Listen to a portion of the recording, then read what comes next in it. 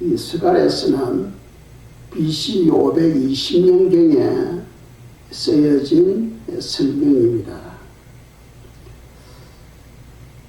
마틴 루터가 1517년에 종교개혁을 했어요. 그리고는 이 스가랴서를 성경을 해석을 했는데 할 때에 이스라엘이라는 나라가 없었어요. 이 지구상에는 이스라엘이라는 나라가 없었습니다. 그러니까 마틴 루터 그분 편에서 볼 때 이 스가랴서를 해석하는데 도저히 이해가 안 되는 부분이 너무나 많았어요. 그래서 마지막 장 14장 같은 경우는 아예 성경 해석을 포기해버립니다. 포기해버려요. 그런데 이게 스가랴서 12장 이 부분을 해석하는데 예루살렘을 어떻게 해석했냐면은 오늘날 교회와 교회 지도자들로 해석하였고 유다를 그리스도인을 박해하는 유대인으로 해석했고 또 유다 우두머리들을 초대교회 사도들과 지도자들로 해석했던 거죠. 그런데 지금 우리 현 시점에서 보면은 이스라엘이라는 나라가 건국되어서 지금 존재하고 있습니다. 그렇죠? 그래서 스가랴서에 나오는 이스라엘, 예루살렘 이는 상징이 아니고 바로 실제적인 일이라는 거죠. 그래서 우리는 성경을 볼 때에 문자 그대로 이해하시면 되겠습니다. 왜냐하면 이스라엘이 1948년도에 독립을 했잖아요. 1948년도에 독립을 했습니다. 그래서 지금 이스라엘이라는 나라가 존재하고 있기 때문입니다. 12장에 보시면은 그날이라는 단어가 무려 6번이나 나옵니다. 그날이 언제냐 하면은 아마겟돈 전쟁을 할 때를 말합니다. 아마겟돈 전쟁 할 때를 말해요. 그리고 스가랴 12장, 13장, 14장은 아마겟돈 전쟁과 또 예수님이 지상 재림하실 때를 기록하고 있어요. 그래서 특별히 스가랴서 14장을 예수님의 재림장이다 하고 불려지기도 합니다. 스가랴 12장, 13장, 14장을 통해 주시는 교훈은 다니엘서에서 계시된 메시아 왕국이 성취되어지는 것을 기록함으로써 이 사건은 즉 메시아 왕국, 바로 천년왕국이죠. 그 천년왕국은 상징이 아니라는 거죠. 상징이 아니다.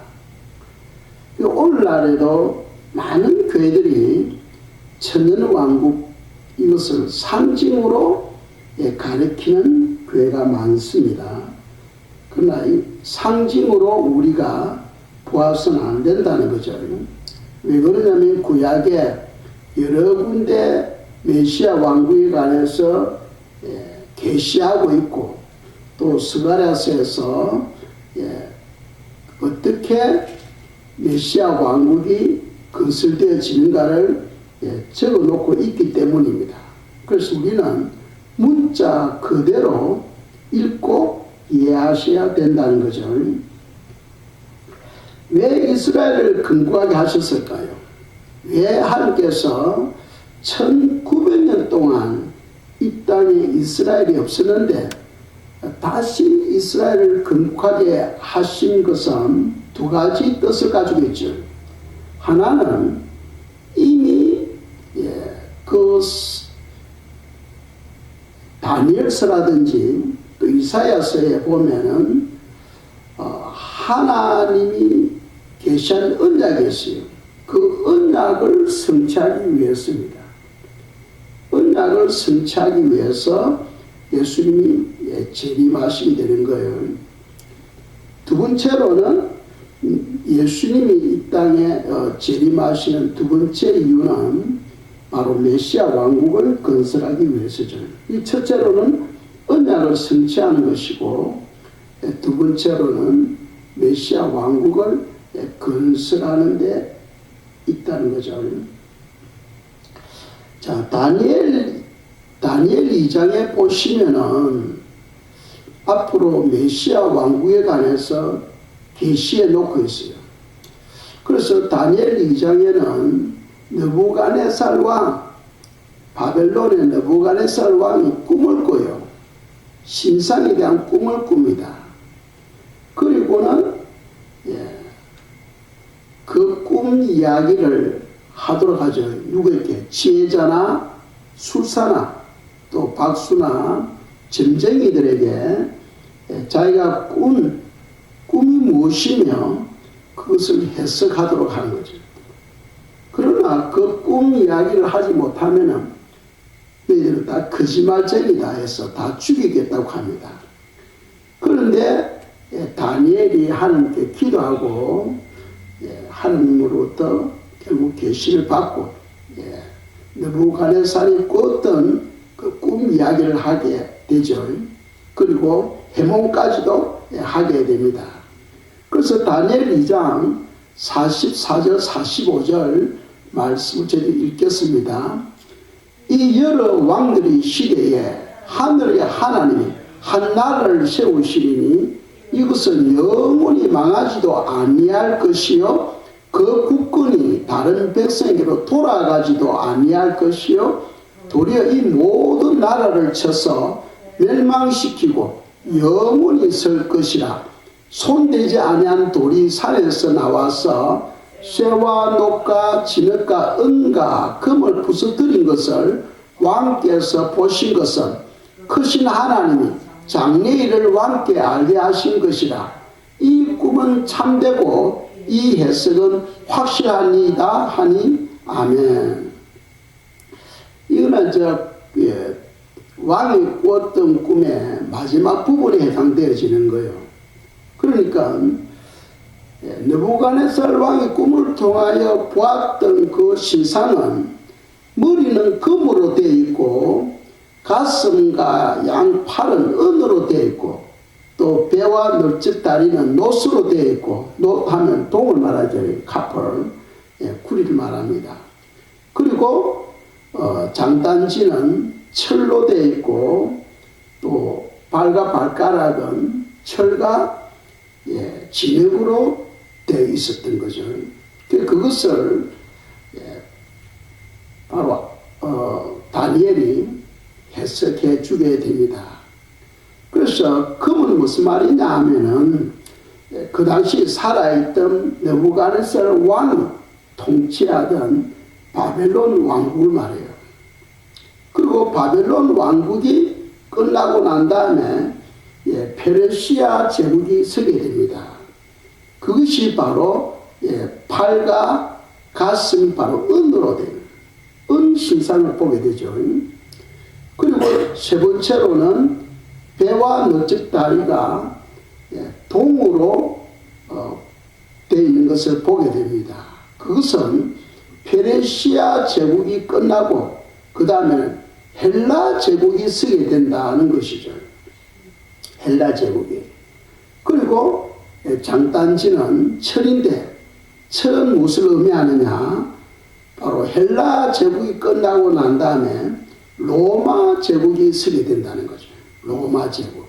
로마 제국은 철같이 강인해서 무조건 부러뜨리는, 파괴하는 그런 엄청난 능력과 권세를 가지고 있는 것을 말하게 됩니다. 그리고 발과 발가락은 철과 진흙으로 되어 있는데 그것은 무엇을 말씀하냐 하면은 로마 제국이 끝나고 난 다음에 그 제국이 완전히 나누어져서 여러 나라들로 나누어지게 되는 거예요. 그 여러 나라 중에는 강대국도 있고 약소국도 있는 겁니다. 그래서 연합은 되었지만은 철과 진흙이 함께 어울리지 못하는 것처럼 유럽연합이 서로 있지만은 서로 하나가 되지를 못하고 있습니다. 바로 지금 우리가 살고 있는 그 시대가 바로 그 느부갓네살 왕이 보았던 신상의 발가락 시대에 우리가 지금 살아가고 있는 거예요. 그러고 난 다음에 어떤 일이 일어납니까? 큰 돌이 날아와서 그 신상을 완전히 때려서 가루로 만들어버리죠. 그러고는 바람에 그 신상들이 완전히 날아가고 자체가 없어져 버립니다.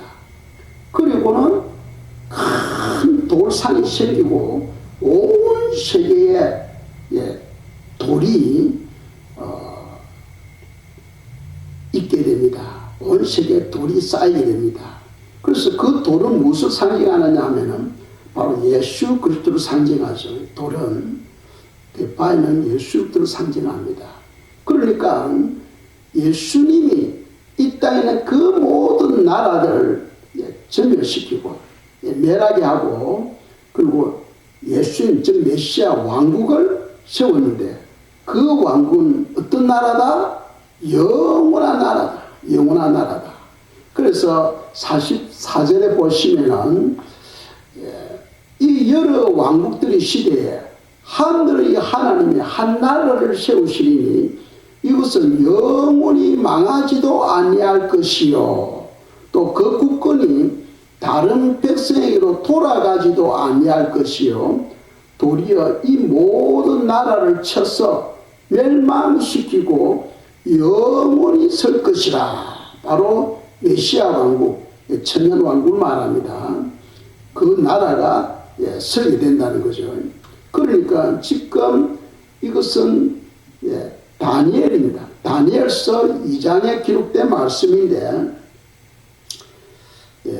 이것이 바로 장차 메시아 왕국에 대한 계시죠.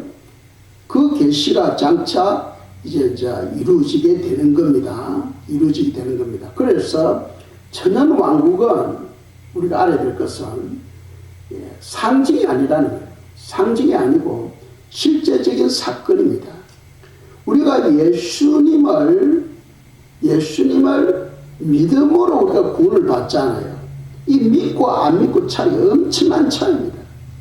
예수님을 믿음으로 구원을 받는 것처럼 우리가 천년 왕국을 믿는 사람만이 휴거된다는 거예요. 만일 천년 왕국을 상징으로 믿게 된다면 그 사람은 휴거에서 제외되게 됩니다. 그것을 좀 이따가 요한계시록에서 설명하는 것을 우리가 보도록 하겠습니다. 자, 45절 보면은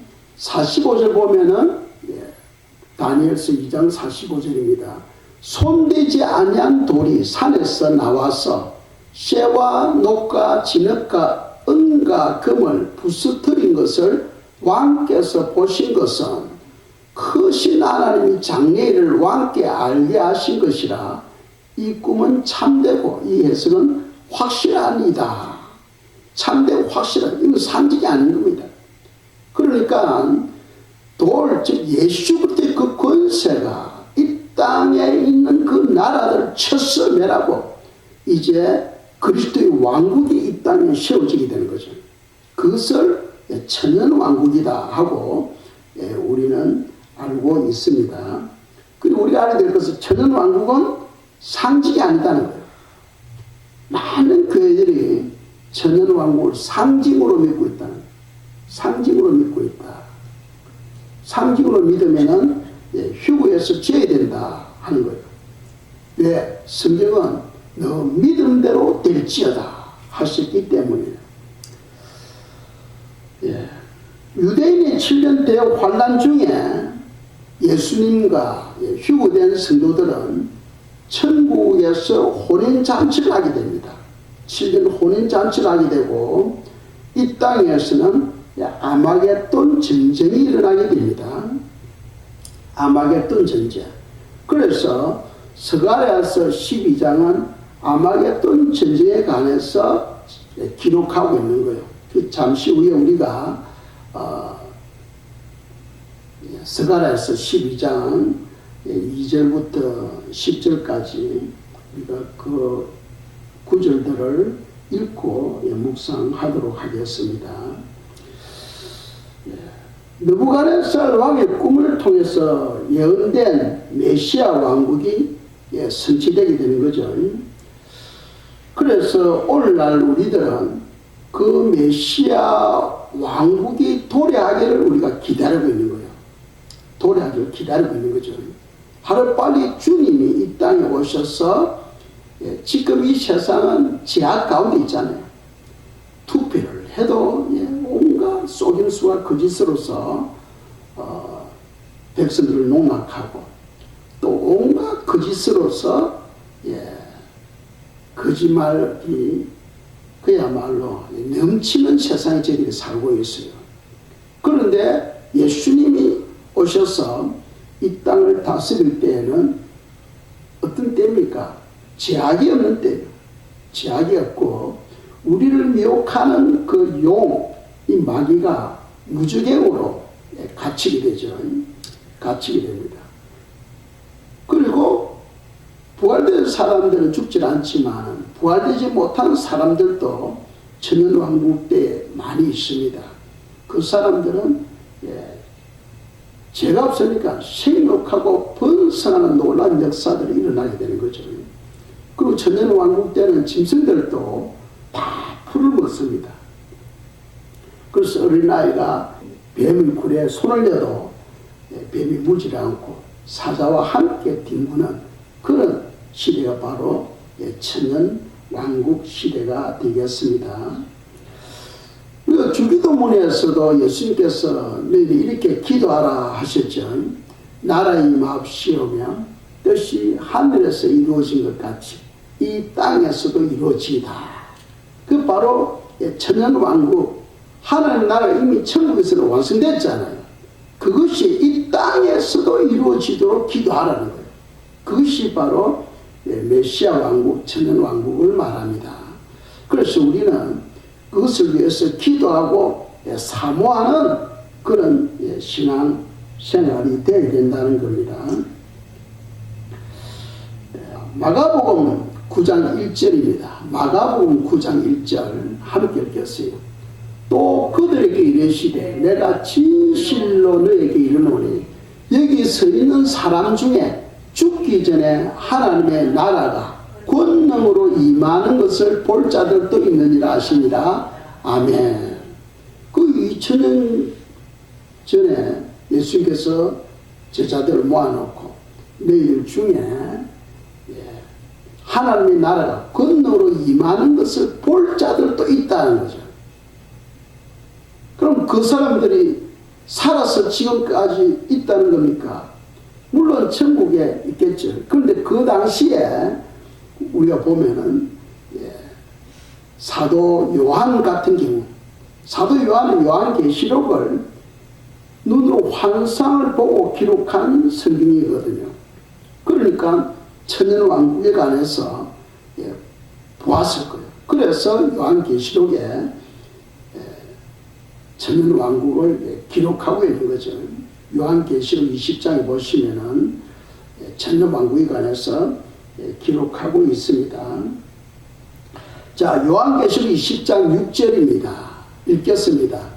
이 첫째 부활에 참여하는 자들은 복이 있고 거룩하도다. 둘째 사망이 그들을 다스리는 권세가 없고 도리어 그들이 하나님과 그리스도의 제사장이 되어 천년 동안 그리스도와 더불어 왕노릇하리라. 아멘.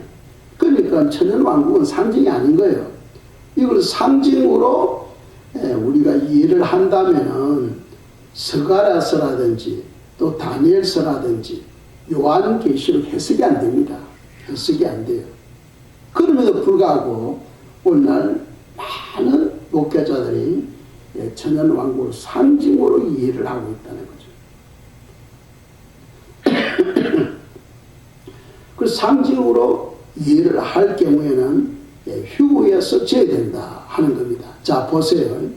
그 6절 전반부에 보면은 이 첫째 부활에 참여하는 자들을 냈어요. 이 부활이라는 것은 바로 휴거 부활이 동시에 일어나잖아요. 이 첫째 부활, 즉 다른 말로 하면 이 첫째 휴거에 참여하는 자들은 복이 있고 거룩하도다. 둘째 사망이 그들을 다스리는 권세가 없고 도리어 그들이 하나님과 그리스도의 제사장이 되어 천년 동안 그리스도와 더불어 왕노릇 하리라 하고 말씀하고 있는 거예요. 그러니까 부활 휴거된 자들이 혼인잔치를 마치고 예수님과 함께 이 지상에 내려와서 천년 동안 왕노릇 하게 되는 겁니다. 그러니까 우리는 이 천년 왕국이 상징이 아니다 하는 것을 굳게 믿어야 되는 거예요. 반드시 일어날 일입니다. 믿는 자에게 바로 부활 휴거가 임하게 된다 하는 것을 성경은 암시하고 있다는 거죠. 자, 메시아 왕국을 건설하기 위해서 하나님은 이스라엘을 어떻게 준비시켰는가 하는 겁니다. 어떻게 준비시켰는가. 준비시키기 위해서 우리가 스가랴에서 이 12장을 구절구절 우리가 볼 텐데, 그것은 예루살렘 그 주민들을 하나님의 그 완전한 보호가 따르게 된다. 하나님의 완전한 보호가 따르게 된다. 그리고 두 번째로는 강구하는 심령을 부어주셔서 그들이 실제적인 통해하는 회개가 일어나게 된다. 그리고 세 번째로는 그 유대인들이 예수님께로 돌아와서 구원받는 역사가 일어나게 된다 하는 겁니다. 그래서 우리가 스가랴 12장 2절입니다. 읽겠어요. 보라, 내가 예루살렘으로 그 사면 모든 민족에게 취하게 하는 잔이 되게 할 것이라. 예루살렘이 에워싸일 때에 유다에까지 이르리라. 아멘. 즉 아마겟돈 전쟁 때는 연합군이 이스라엘을 치게 되는 거예요. 그 연합군은 주축이 뭐냐? 누구냐? 바로 소련, 이란, 튀르키예 이런 나라들이 연합이 되어서 이스라엘을 치게 됩니다. 그것이 바로 아마겟돈 전쟁이에요. 그래서 예루살렘을 포위하게 되는데, 자 보세요. 그들이 포위했을 때 어떻게 합니까? 하나님이 그 사면 모든 민족에게 취하게 하는 잔이 되게 한다. 누가? 예루살렘이 취하게 하는 잔이 되게 한다는 거예요. 그러니까 연합군이 예루살렘을 치면은 어떤 일이 일어나게 됩니까? 그들이 취하는 잔을 마시게 되는 거예요. 예루살렘을 치게 되면은 취하는 잔을 마시게 됩니다. 그러니까 그들이 마치 술 취했을 때 여러분들 그 행동 알잖아요. 그래도 바로 걸어가지를 못합니다. 그렇겠죠? 그들이 총을 쏴도 총알이 박 날아가겠습니까? 유대인을 위해서 총을 쏘면 총을 하늘로 쏜다든지 어떤 데로 쏘는 거예요. 완전 미쳐가지고 그런 일들이 일어나게 된다는 거예요. 예, 하나님이 예루살렘으로 하여금 취하게 하는 잔이 되게 했기 때문에 그 예루살렘을 공격하게 되면은 그 공격하는 그 민족들이 다 마치 술 취한 것처럼 행동을 하게 된다는 거예요. 누가 그렇게 하는 겁니까? 하나님이 그렇게 하신다는 겁니다. 그러면 스가랴 12장 3절입니다. 읽겠어요. 그날에는 내가 예루살렘을 모든 민족에게 무거운 돌이 되게 하리니 그것을 드는 모든 자는 크게 상할 것이라. 천하 만국이 그것을 치려고 모이리라.